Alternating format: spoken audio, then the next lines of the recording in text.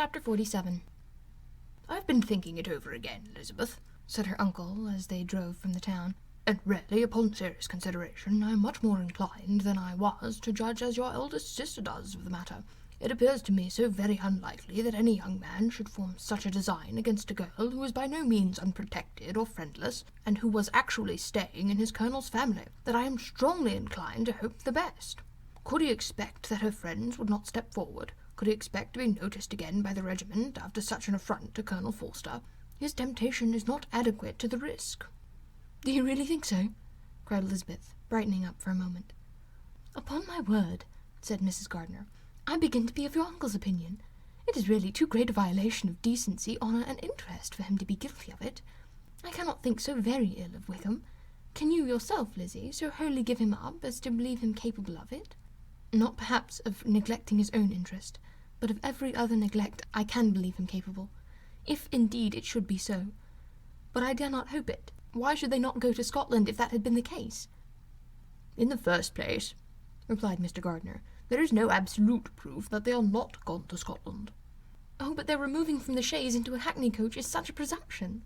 And besides, no traces of them were to be found on Barnet Road." "Well then, supposing them to be in London, they may be there for the purpose of concealment, for no more exceptionable purpose. It is not likely that money should be very abundant on either side, and it may strike them that they could be more economically, though less expeditiously, married in London than in Scotland." "But why all the secrecy? Why any fear of detection? Why must the marriage be private? Oh, no, it is not likely. His most particular friend, you see by Jane's account, was persuaded that he never intended to marry her. Wickham will never marry a woman without some money. He cannot afford it. And what claims has Lydia, what attractions has she beyond youth and health and good humour, that could make him, for her sake, forego every chance of benefiting himself by marrying well? As to what restraint the apprehension of disgrace in the corps might throw on a dishonourable elopement with her, I am not able to judge, for I know nothing of the effects that such a step might produce. But as to your other objection, I am afraid it will hardly hold good. Lydia has no brothers to step forward, and he might imagine, from my father's behaviour, from his indolence and the little attention that he has ever seemed to give to what was going forward in his family, that he would do as little and think as little about it as any father could do in such a matter." "But can you think that Lydia, so lost to everything but love of him, is to consent to live with him on any other terms than marriage?" "It does seem, and it is most shocking indeed," replied Elizabeth, with tears in her eyes, "that a sister's sense of decency and virtue in such a point should admit of doubt. But really, I know not what to say. Perhaps I am not doing her justice, but she is very young, and she has never been taught to think on serious subjects. And for the last half-year, nay, for a 12-month, she has been given up to nothing but amusement and vanity. She has been allowed to dispose of her time in the most idle and frivolous manner, and adopt any opinions that come her way.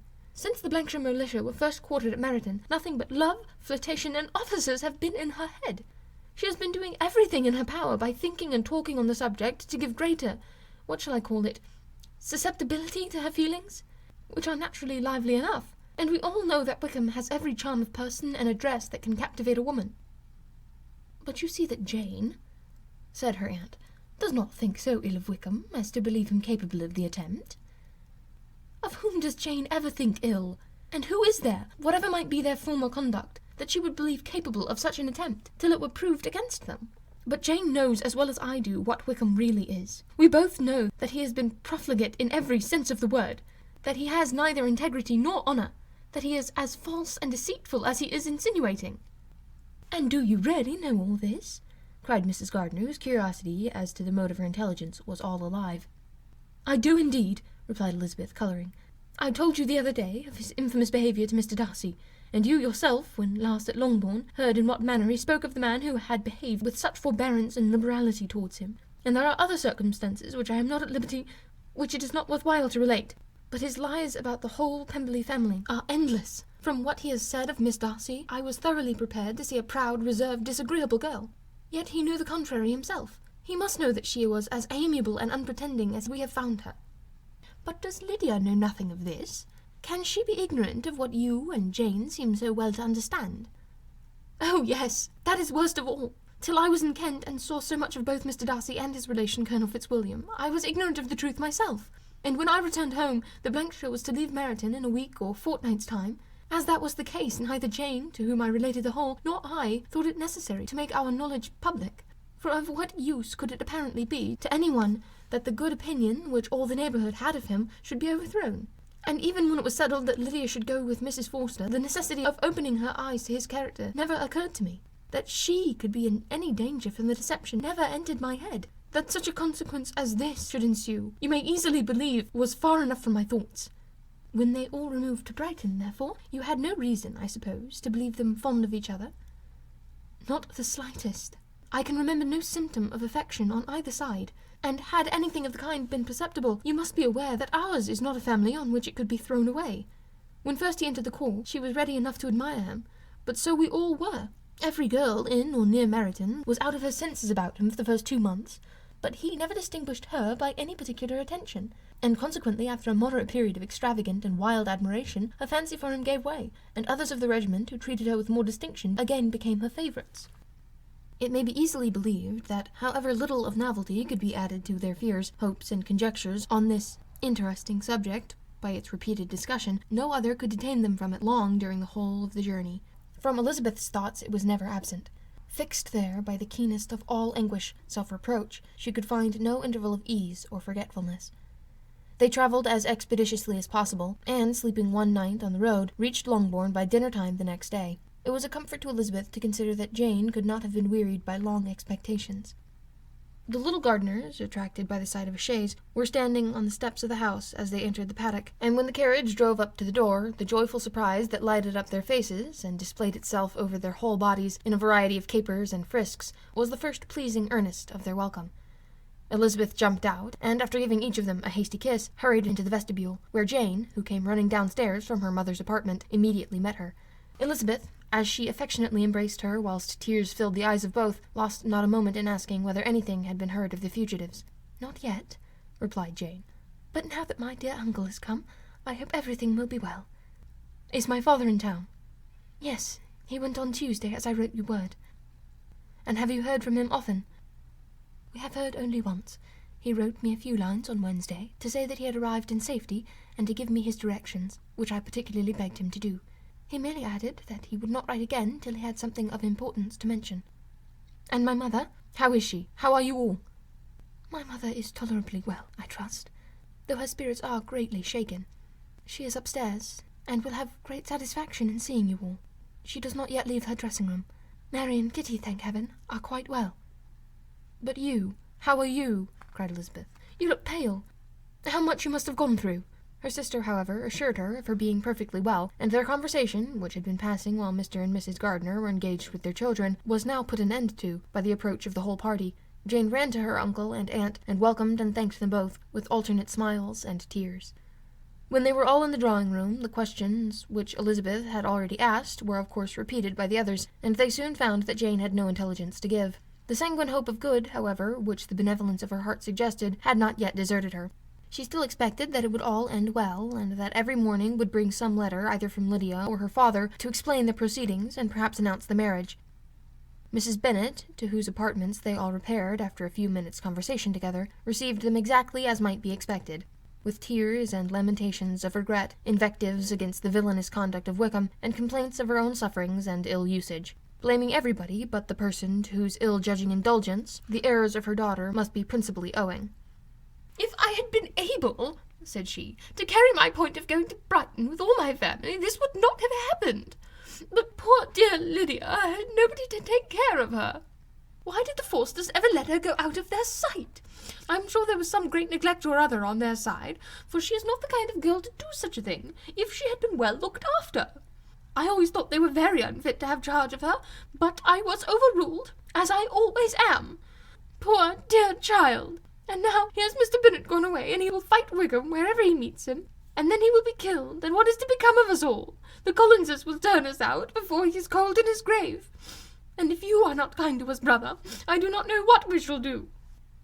They all exclaimed against such terrific ideas, and Mr. Gardiner, after general assurance of his affection for her and all her family, told her that he meant to be in London the very next day, and would assist Mr. Bennet in every endeavour for recovering Lydia. "Do not give way to useless alarm," added he. "Though it is right to be prepared for the worst, there is no occasion to look on it as certain. It is not quite a week since they left Brighton. In a few days more we may gain some news of them, and till we know that they are not married, and have no design of marrying, do not let us give the matter over as lost. As soon as I get to town, I shall go to my brother, and make him come home with me to Gracechurch Street, and there we may consult together as to what is to be done."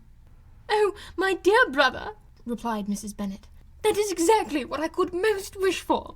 And now do, when you get to town, find them out, wherever they may be, and if they are not married already, make them marry.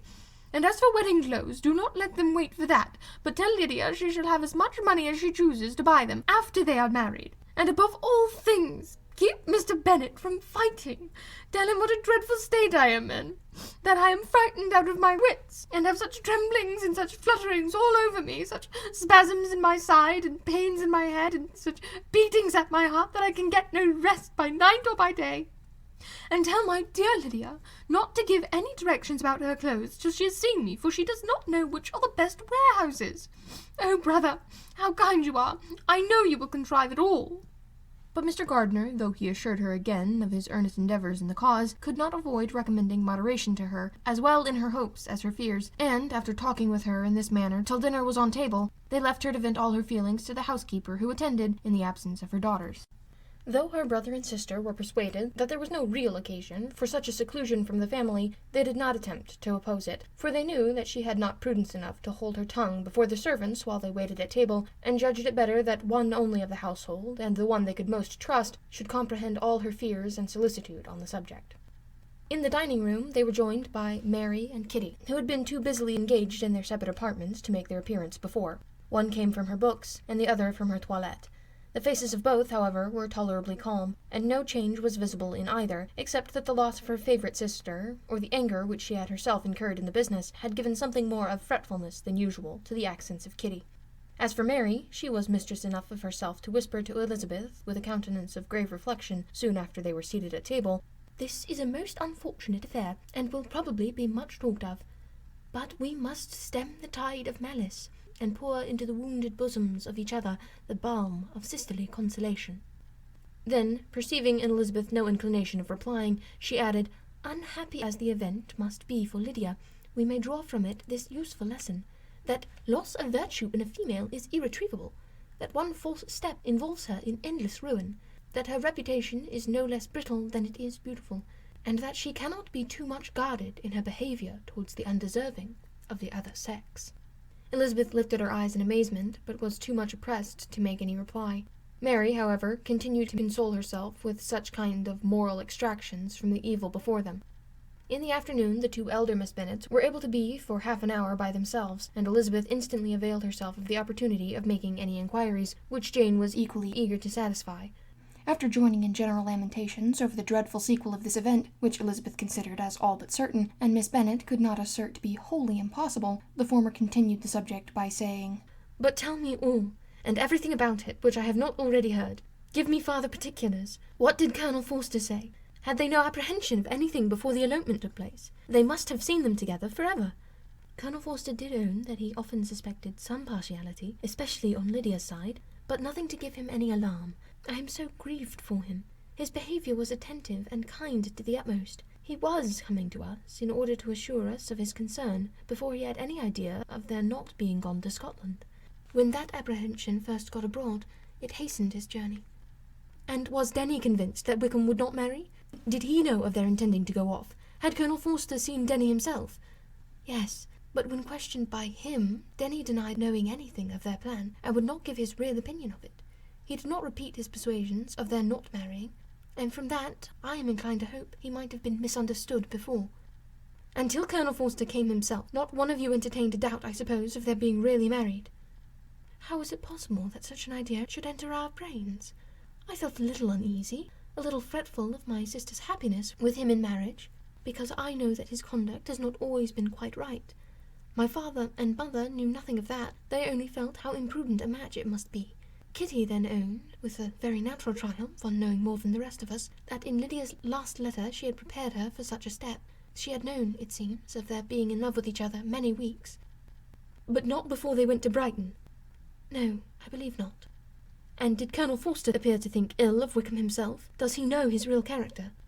"I must confess that he did not speak so well of Wickham as he formerly did. He believed him to be imprudent and extravagant, and since this sad affair has taken place, it is said that he left Meryton greatly in debt. But I hope this may be false." "Oh, Jane! Had we been less secret, had we told what we knew of him, this could not have happened." "Perhaps it would have been better," replied her sister, "but to expose the former faults of any person, without knowing what their present feelings were, seemed unjustifiable. We acted with the best intentions." "Could Colonel Forster repeat the particulars of Lydia's note to his wife?" "He brought it with him for us to see." Jane then took it from her pocket-book and gave it to Elizabeth. These were the contents. "My dear Harriet, you will laugh when you know where I am gone, and I cannot help laughing myself at your surprise tomorrow morning, as soon as I am missed. I am going to Gretna Green, and if you cannot guess with who, I shall think you a simpleton, for there is but one man in the world I love, and he is an angel. I should never be happy without him, so think it no harm to be off. You need not send them word at Longbourn of my going, if you do not like it, for it will make the surprise the greater when I write them and sign my name Lydia Wickham. What a good joke it will be! I can hardly write for laughing. Pray make my excuses to Pratt for not keeping my engagement and dancing with him tonight. Tell him I hope he will excuse me when he knows, and tell him I will dance with him at the next ball we meet with great pleasure. I shall send for my clothes when I get to Longbourn, but I wish you will tell Sally to mend the great slip in my worked muslin gown, for they are packed up. Goodbye. Give my love to Colonel Forster. I hope you will drink to our good journey. Your affectionate friend, Lydia Bennet." "Oh, thoughtless, thoughtless Lydia!" cried Elizabeth when she had finished it. "What a letter is this, to be written at such a moment! But at least it shows that she was serious in the object of her journey. Whatever he might afterwards persuade her to, it was not on her side a scheme of infamy. My poor father, how he must have felt it!